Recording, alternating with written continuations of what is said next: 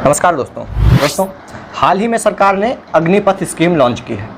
इस स्कीम में सरकार ने कहा है कि हम अपनी सेना को यंग करना चाहते हैं और इसी वजह से हम जो आर्मी की भर्ती है वो 4 वर्षों के लिए ही करेंगे।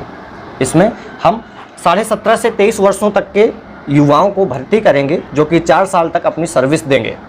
4 साल बाद इनमें से 25% व्यक्तियों को परमानेंट स्थायी सेना का सदस्य बना दिया जाएगा और इसके अलावा 10% लोगों को पुलिस या फिर अन्य तमाम सारी सी जो सरकारी नौकरी हैं उन पर रिजर्वेशन भी दिया जाएगा। इसके अलावा जब वो 4 साल बाद रिटायर होंगे तो उनके हाथ में लगभग 12 लाख रुपए दे दिए जाएंगे, जिससे वो युवा आगे अपने भविष्य के लिए कुछ स्टार्टअप कर सकता है या फिर वो युवा किसी कॉरपोरेट्स पर जॉब कर सकता है।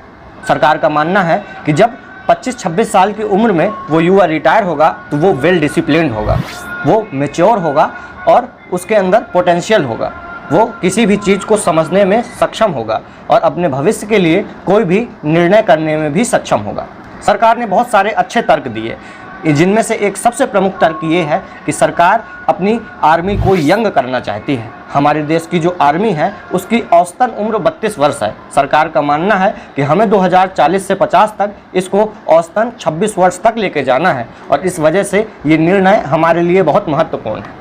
वहीं हम सब लोग जानते हैं कि इसके पीछे सरकार की दूसरी मंशा क्या है। सरकार आर्मी के बजट को कम करना चाहती है। अभी जो आर्मी का बजट है उसका एक बहुत बड़ा हिस्सा आर्मी की पेंशन और सैलरी में खर्च हो जाता है, जिससे हमारी जो आर्मी को आधुनिकीकरण मिलना चाहिए, जो आधुनिक टेक्नोलॉजी मिलना चाहिए, वो सही मायनों पर नहीं मिल पाती है। इसीलिए सरकार का मानना है कि हम इन अग्निवीरों को पेंशन नहीं देंगे, जिससे हम ये पेंशन की राशि को बचा लेंगे और इस पेंशन की राशि का उपयोग हम अपनी सेना के आधुनिकीकरण टेक्नोलॉजी डेवलपमेंट में करेंगे।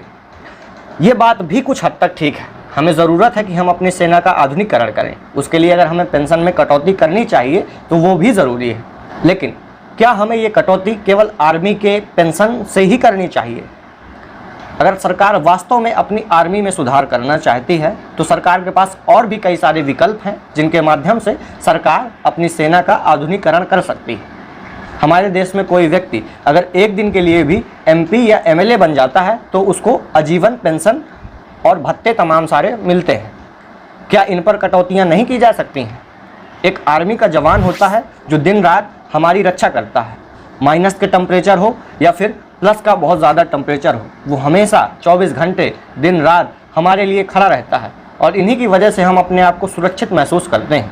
जब ये रिटायर होते हैं तब इनके पास कोई आय का अच्छा स्रोत नहीं होता है और ये इतने डिसिप्लिन, इतने ईमानदार होते हैं कि ये कोई ऐसा काम नहीं कर सकते हैं जिस काम से ये पैसा तो कमा ले लेकिन इनके स्वाभिमान को चोट पहुँचे। इसीलिए इनको पेंशन देना ज़रूरी है। आखिरकार जिस व्यक्ति ने अपनी जवानी का त्याग हमारी देश की रक्षा के लिए, हम लोगों की सुरक्षा के लिए किया है, तो सरकार की भी ये जिम्मेदारी है कि उस व्यक्ति को पेंशन मिलनी चाहिए ताकि वो अपना आखिरी समय आसानी के साथ गुजार सके। लेकिन सरकार चाहती है कि नहीं, हमें उनकी पेंशन पे कटौती करने की ज़रूरत है। यहाँ पर एक चीज़ और है कि हमारे देश में आर्मी के सुधार के साथ साथ हमारे देश की इंटरनल सिस्टम पे भी सुधार की ज़रूरत है। वो इंटरनल सिस्टम क्या है? वो सिस्टम है कि हमारे देश में अदालतें जिन पर लाखों मुकदमे पेंडिंग चल रहे हैं उन पर भी सुधार करने की ज़रूरत है। इसके लिए ज़रूरी होना चाहिए कि हम जो MP MLA की जो पेंशन है उसको काटें या फिर 5 साल के लिए एक MLA को इलेक्शन का टाइम दे, इसके बाद उसके हाथ में 10-12 लाख रुपए का फंड दे और उसको विदा कर दे। इसके बाद वो MLA डिसिप्लिन्ड होगा, मैच्योर होगा और अपने लिए कुछ स्टार्टअप, कुछ बिजनेस कर सकता है। लेकिन सरकार ऐसा नहीं करती है। हमारे देश में जो इंटरनल सिस्टम है जिनमें से तमाम सारे करप्शन होते हैं, तमाम सारे से ऐसे केसेस होते हैं जहां पर ये MP MLAs जिम्मेदार होते हैं, तमाम सारी सी मॉब लिंचिंग होती हैं, तमाम सारे दंगे होते हैं जहां पर ये पॉलिटिकल लीडर जिम्मेदार होते हैं। लेकिन इसके बावजूद भी इनको सिक्योरिटी मिलती है जो कि पब्लिक के टैक्स के पैसे से है। इनको फ़्लाइट्स टिकट मिलती हैं और इनके एक्सपेंस के चक्कर में एयर इंडिया बुरी तरह से डूब गया और सरकार को बेचना पड़ा। इनको रेलवे टिकट्स फ्री मिलती हैं फर्स्ट क्लास की, जिससे हर साल अपना रेलवे करोड़ों रुपए घाटे में जाता है। इन्हें आने जाने के लिए 4 व्हीलर, डीजल, पेट्रोल, इनके लिए फ़ोन, लैंडलाइंस, तमाम सारी सी सुविधाएं उपलब्ध की जाती हैं, जिससे अल्टीमेटली गवर्नमेंट को बहुत सारा लॉस होता है। लेकिन सरकार ने इस लॉस को कम करने के लिए कोई स्ट्रिक्ट एक्शन नहीं लिया है। जो जवान हमारे लिए शहीद होते हैं, बॉर्डर पर खड़े होते हैं, उनकी पेंशन रोकने के लिए सरकार ने तमाम सारी योजनाएं बनाई हैं।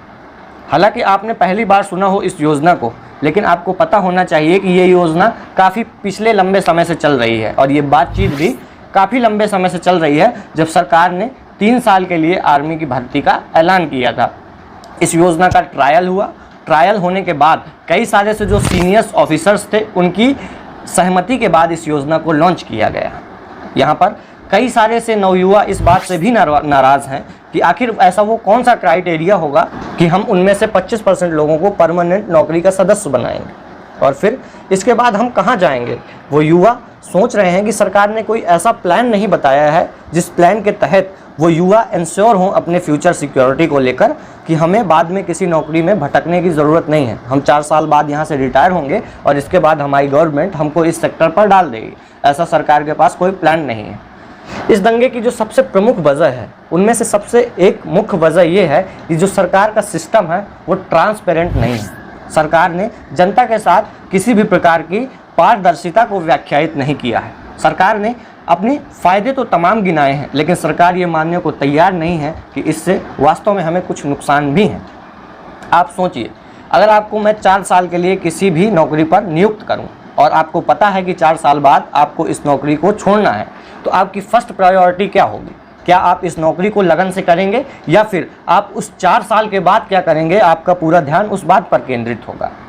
उत्तर है कि आप हमेशा इस चिंता पर लगे रहेंगे कि मैं 4 साल बाद क्या करूंगा, क्योंकि ओवरऑल हर व्यक्ति को अपने जीवन में फ्यूचर सिक्योरिटी बहुत ज़्यादा इंपॉर्टेंट होती है और इसीलिए जो युवा 4 साल के लिए भर्ती होगा, उसके मन में देश प्रेम की भी वो भावना नहीं रहेगी।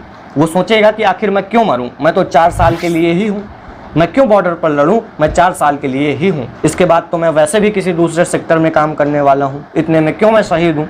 उनके अंदर वो जो जज्बा है उसमें भी कमी आएगी, ये बात भी साफ है। यहाँ पर गवर्नमेंट को एक बैलेंस अप्रोच अपनाना बहुत ज़्यादा ज़रूरी है। इस बैलेंस अप्रोच के तहत ही इस योजना को इम्प्लीमेंट किया जा सकता है और तमाम सारे लोगों की सहमति इस योजना पर जताई जा सकती है।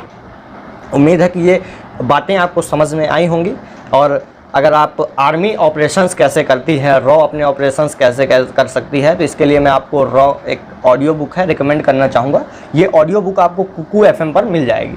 कुकू FM एक बहुत ही बढ़िया ऑडियो लर्निंग प्लेटफॉर्म है, जहाँ पर आपको ढेर सारी सी बुक्स, ढेर सारी सी बायोग्राफीज़ ऑडियो फॉर्म में मिल जाएंगी, जिसका आप आनंद उठा सकते हैं, जिससे आप अपनी नॉलेज को भी इम्प्रूव कर सकते हैं। ये वास्तव में इसकी 1 साल की कॉस्ट 399 होती है, बट कुकू FM के एक स्पेशल डिस्काउंट के तहत आपको इसकी कॉस्ट पड़ेगी 199 अगर आप मेरा कूपन कोड इस्तेमाल करते हैं या फिर आप नीचे डिस्क्रिप्शन में दी गई लिंक से जाकर रजिस्टर करते हैं। मिलते हैं किसी अगले वीडियो के साथ, किसी अगले टॉपिक के साथ। तब तक के लिए जय हिंद।